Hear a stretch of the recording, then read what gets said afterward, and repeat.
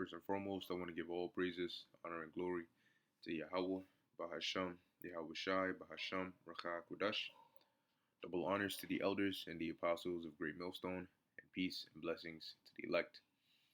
And as you can see here, this is an article from CNBC.com. And as the title reads, or the headline reads, FedEx CEO says he expects the economy to enter a worldwide recession. And I'm sure this shouldn't or doesn't come as news, all right, to those that have been watching and keeping up with current events. But basically, he's not the first to come and echo this same sentiment. But before starting, I want to first bring out this precept here in the book of 1 Corinthians 2 and 11. And as it says, lest Satan should get an advantage of us, for we are not ignorant of his devices. All right, which the meaning of the word Satan, all right, is an adversary. Okay, one that is adverse. So in 2 Corinthians 2 and 11, Satan really dealing with Esau Edom, because Esau, all right, who on earth, as we know today, the head of the Edomites, okay, today are these banking families, all right, these top rich banking families, all right, the elites, the Illuminati, as some call them, okay, some of them, their main family names. You have the Rockefellers and the Rothschilds, and the Gettys and the DuPonts and the Mindlers and all of that. Okay, now why? How do we know they are the counterpart of Satan? Because you have the spiritual demon Satan, but he has a physical counterpart. He has those that work, in essence, children of him here on the earth. Okay, and I believe this is the book of, let me see who's coming. This might be in Second Thessalonians. There we go. All right, this is the book of Second Thessalonians, chapter 2, um,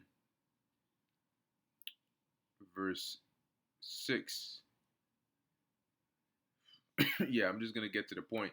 When you read it, it's basically it's talking about Esau, Edom. All right, the man of sin. Okay, and though it says man, it's really referring to that nation. But Second Thessalonians chapter 2, verse 6, it says, "And now ye know what withholdeth, that he might be revealed in his time." So who is the he that might be revealed in his time? The he is Esau, Edom.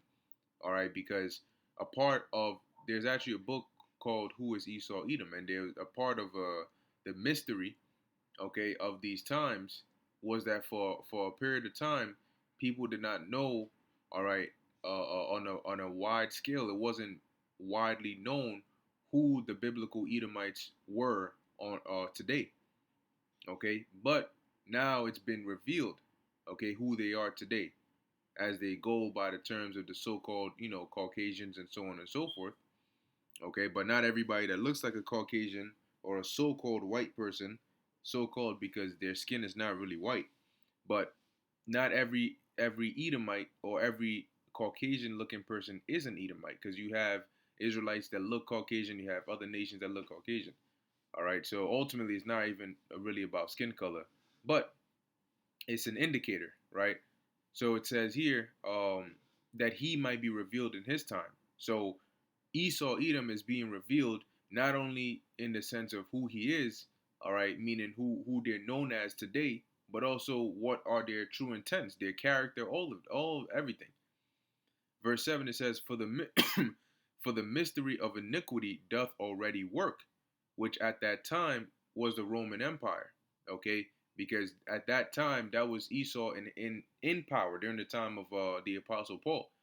Okay, but as it says, only he who now letteth will let, which is the Most High, because the Most High is the one who allows things to happen or stops things from happening, and he's in control of everything. So it says, only he who now letteth will let, until he be taken out of the way. So until the Most High wanted to, Esau wouldn't be taken out of power. Okay. Verse 8, it says, "And then shall that wicked be revealed. So who is the wicked? Well, pursuant to Malachi 1 and 3, it tells you that the wicked is Esau, Edom. They are the border of wickedness. So and then shall that wicked be revealed, whom the Lord shall consume with the spirit of his mouth, which the spirit of the Lord's mouth, all right, is the scriptures, but also the prophets. Okay, because we are in essence the mouthpiece of the Lord here, pursuant to Matthew 10 and 20.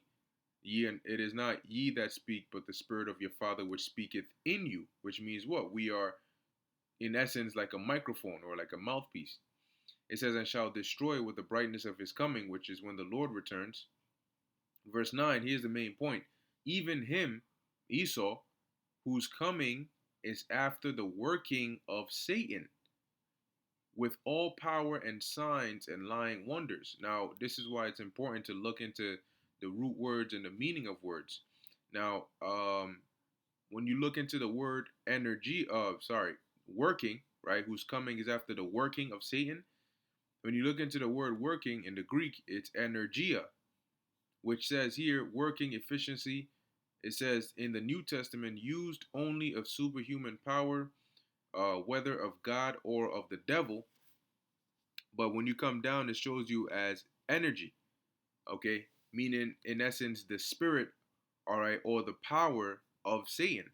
And that's the spirit that they come in, okay? And who is it that comes in that spirit? Esau, Edom. As it says, with all power and signs and lying wonders, because that's how they're able to do the things that they do today.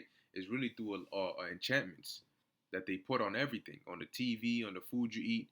Why do you think things are so addictive here in America? You start doing something once or twice, and now it becomes stuck. You stop to buy coffee on your way to work once, then maybe the next day you do it again. Then the next day, next thing you know, every day you go to work, you have to stop by and buy coffee. And it happens just like that. Okay? It's all enchantments. How do you think they're able to get their sales so high? You know, if they can get you to get addicted to buying coffee every morning that quickly, would that benefits them. But anyway, back to 2 Corinthians 2 and 11, lest Satan should get an advantage of us, for we are not ignorant of his devices. So I brought this out because going back to this article and in essence, the message that's being, the warning that's being constantly repeated all throughout by, different companies, different organizations, different individuals, different people, BlackRock or, City, I think it's City Group or, World, the, the, what do you call it, the United Nations or whoever it may be, they're all basically given that warning of doom and gloom. But we're not ignorant because we understand, well, why are they saying that, and how exactly is this doom and gloom going to come to pass? It says he expects the economy to enter a world recession. Now the question is, how do we get to this point? Do they not have supercomputers that can foresee economic data all the way in the future and be able to anticipate and do certain things? Yeah, they do. Do they not have data and graphs and analytics and all of these things to determine what direction things are going in and how to turn it around? Yes, they do. Did they not have numerous opportunities to turn things around? Yes, they did. But the point is, they didn't want to. The goal was not to make things better. If you thought Biden was coming into office to make things better, you would be very confused right about now because you say, "Wow, this guy's doing everything wrong." It's as if he didn't want things to get better. Yeah, because that's exactly his job. He's old. They're using him as he's here. Sign this, do this here, and that's it. But anyway, let's read a bit of this.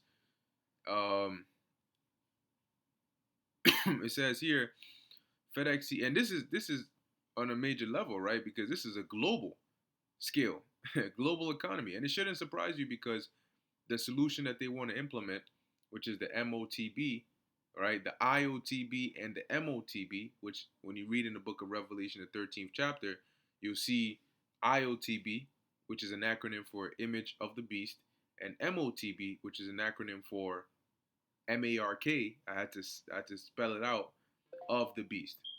Okay. Um, so we use those acronyms because the YouTube algorithm constantly tries to, not tries to delete our videos or gives us strikes and stuff when we just say it outright. So it says, FedEx CEO Subra Raj Subramaniam told CNBC's Jim Cramer on Thursday that he believes a recession is impending for the global economy. The CEO's pessimism came after FedEx missed estimates on revenue and earnings in its first quarter. The company also withdrew its full year guidance. This time's again hard. It says FedEx CEO Subramaniam told CNBC's Jim Cramer on Thursday that he believes a recession is impending for the global economy. I think so, but these numbers, they don't portend very well. Uh, Subramaniam said in response to Cramer's question of whether the economy is going into a worldwide recession.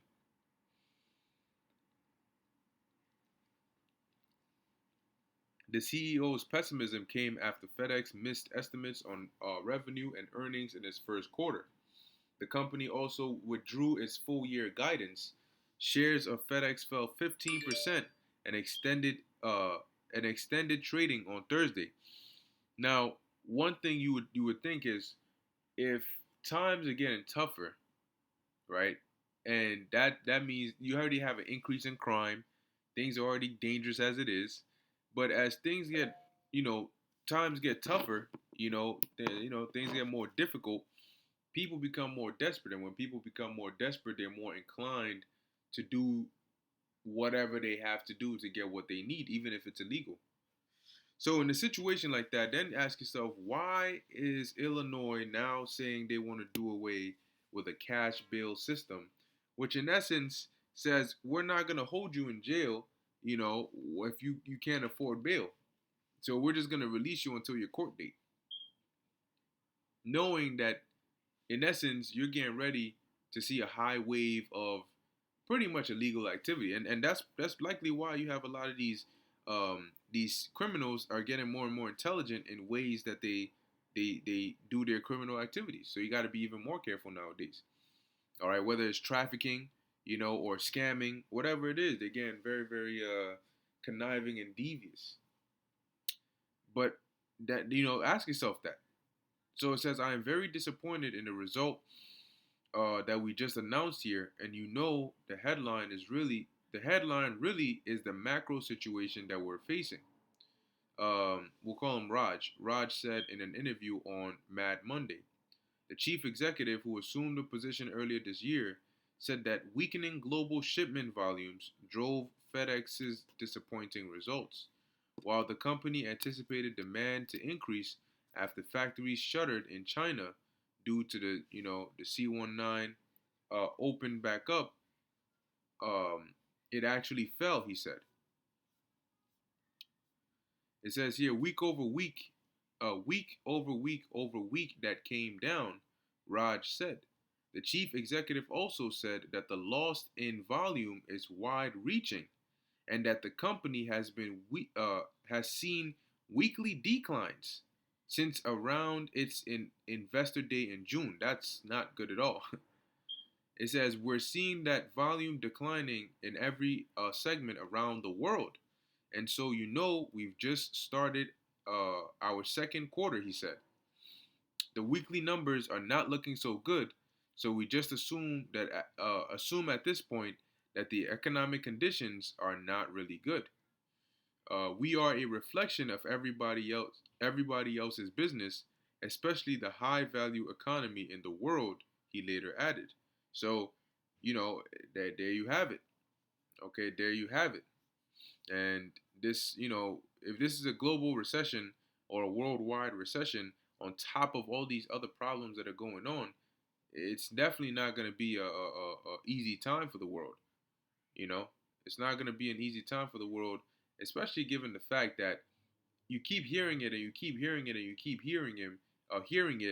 When it actually happens, it's going to be much different. It's going to be very different. But anyway, with that, just wanted to bring that out.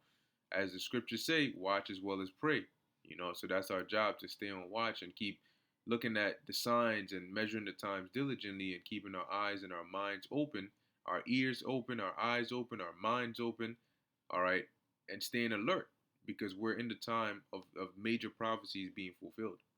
So with that, I hope you were edified. In closing, I want to give all praises, honor, and glory to Yahweh, Bahasham, Yahweh Shai, Bahasham, Rakha Kudash. Until next time, Shalom.